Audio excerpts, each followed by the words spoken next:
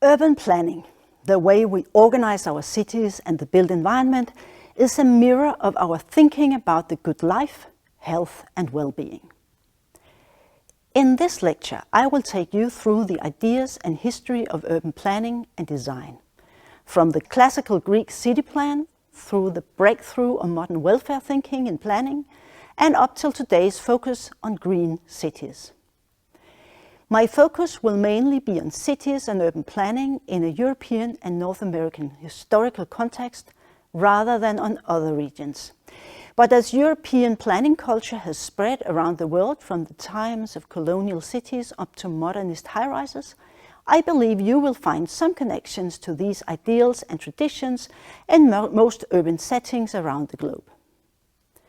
Placed on a rock formation stretching into a bay, Miletus is placed, the first European city known to be planned by a single architect, namely Hippodamus. It was a Greek town placed in the Greek part of what is now Turkey, destroyed and rebuilt around 500 BC. Hippodamus became famous for formalizing the grid system as an ideal form in cities. He is also seen as the originator of the idea that a town plan might formally embody and clarify a rational social order.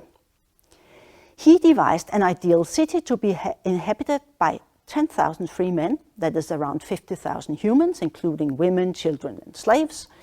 Furthermore, he divided the land into public land for politics and trade, sacred land for temples and worship, and private land where people lived and worked. Hippodamus' ideas of the good city followed these that were already existing in Greece, but here the city was built from scratch, and hence these ideas are easy to see. As you can see on the map, the whole city is fortified, not a coincidence since it was destroyed only 25 years earlier. In the middle of the city you find the public spaces for trade and politics, the temples and also the half-circular theatre. The private land is organized by grid system of blocks and streets. These were for housing, workshops and small shops. Greek emigrants settled in the South Italian peninsula, and the Romans seemingly learned from city planning from them. Just before year 0 AD, Marcus Vitruvius Pollio wrote his 10 books on architecture, a comprehensive instruction in urban planning and design. Like the Greeks, he divided the ideal city into public spaces for politics, religion and business, and private spaces for living and working. His books were in reality a best practice guide for town planners.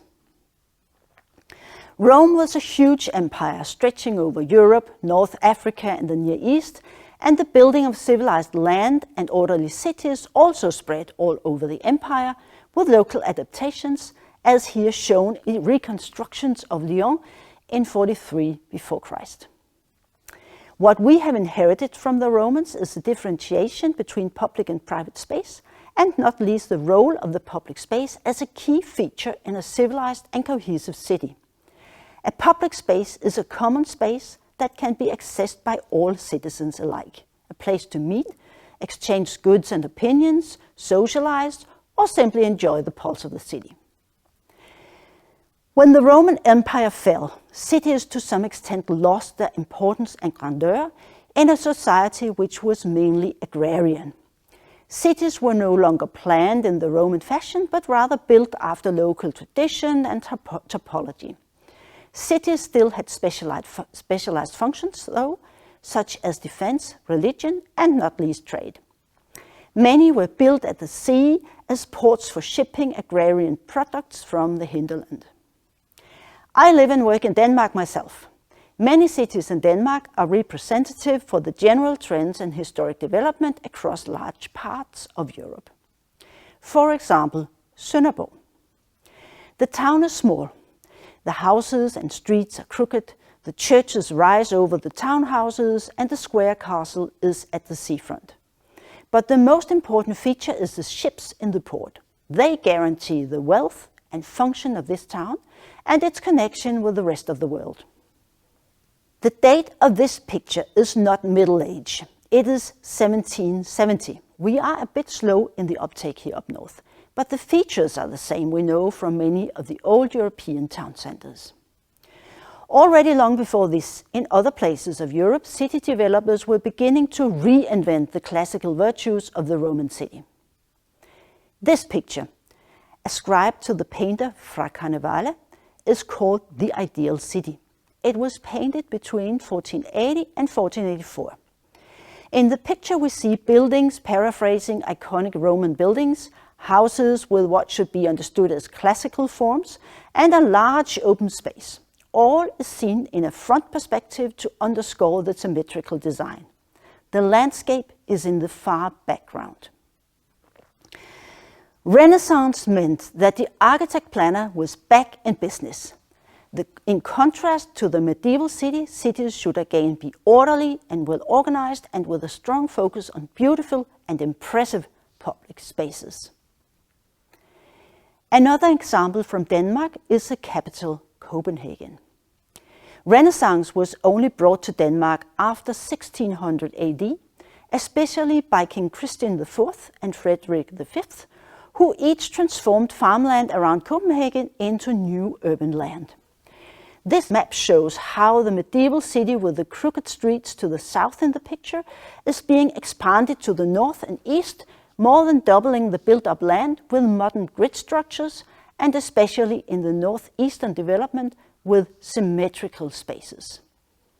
Up through the 19th century, urbanization sped up in parallel with industrialization.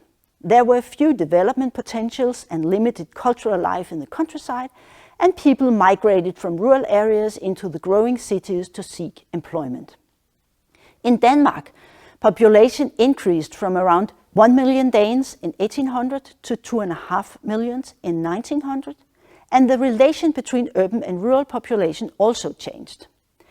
In 1801, almost 20% of the population lived in cities. Around 1900, it was 40%.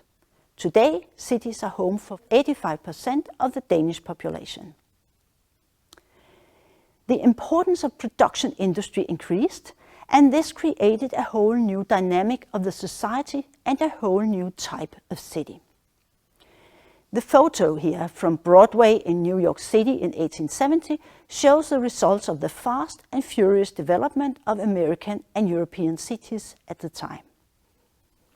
Life could be tough and hectic in the industrial city, especially in the poorer areas where too many people lived together in small apartments. Sanitary installations were insufficient and little or no green space made up for the crowded housing areas. Maybe the most significant of those who criticized the industrial city was Ebenezer Howard from England. He was aware of the lack of economic possibilities in the rural areas and unhealthy conditions in the urban slums. In 1898, Howard proposed a new vision, the Garden City, a system of independent but connected towns in the countryside with integrated urban functions. Howard proposed that cultural functions and a park should be placed in the town center. A large green space should penetrate the city.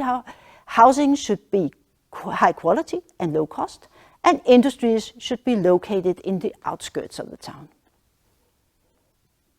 By means of goodwill investors, and a number of these towns were built. Letchworth in 1903 and Welwyn Garden City in 1920. If you ever pass by, be sure to visit because it is so beautiful. Ebenezer Howard's main contribution, however, lies in the inspiration he provided in terms of planning and city building in the 20th century, including his considerations for people's health and well-being to become a key element in urban planning. The industrial city was also criticized from another standpoint and with a totally different form and organization of urban space proposed. With the great modernist planner Le Corbusier as a forerunner, new principles for the modern city emerged. In his book, The City of Tomorrow and Its Planning, there's none of the cozy cottages from Howard's Garden City. Instead, high-rise towers were proposed that would give room for both many people and plenty of green spaces. The city was to be zoned to protect housing from industrial pollution. Traffic would be separated too, with motor cars and highways and pedestrians in pathways, instead of integrating everything in urban streets. In the new areas, the well-known typologies of streets and urban public spaces disappeared as the organizing principle of the city. New shapes of urban landscape occurred. The modernists were not shy of large-scale plans. This shows the master plan from 1962 for an area along the bay south of Copenhagen, 22 kilometers in length, quite a big project from a Danish viewpoint. The city was organized in neighborhoods with different housing types linked to the railroad station and a motorway. Green spaces divide the neighborhoods. The Brøndby Strand development is the largest single plot. It stretches along a 2.5 kilometer long esplanade with high-rise towers, medium-rise open blocks, single-family houses, separated traffic systems, and plenty of green space in between.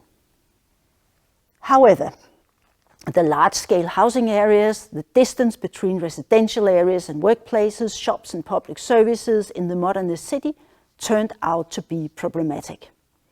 Uniform housing types led to each neighborhood being populated by certain social groups, and there was too much open space and too few people to make it feel populated.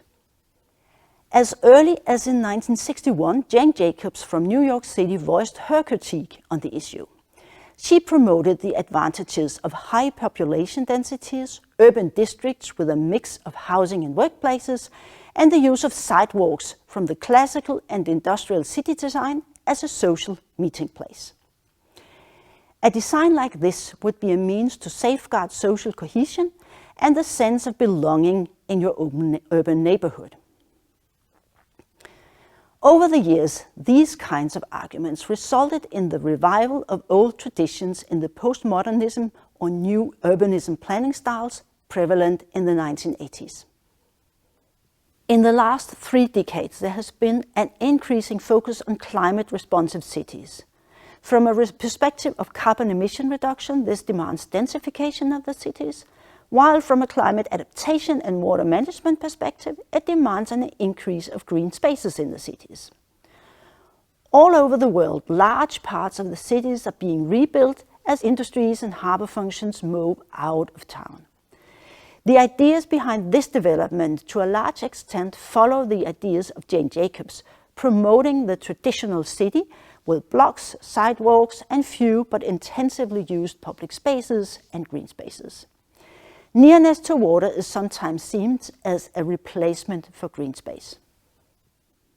An adverse trend is represented in the green resilient landscape city, here represented by a new housing area in Ringkøbing, Denmark. Here, single-family homes are situated in the landscape with very low densities, a kind of reinterpretation of Howard's Garden City ideas.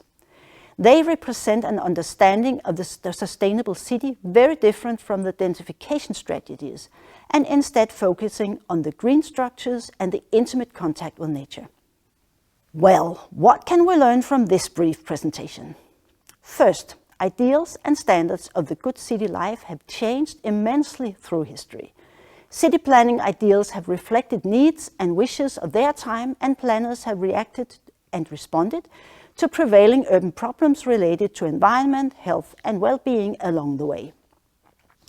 Some values seem to be fairly constant. Cities are a frame for human everyday life, and their form should reflect human needs. Public spaces and green spaces are valuable and necessary for health, well-being, and the good city life.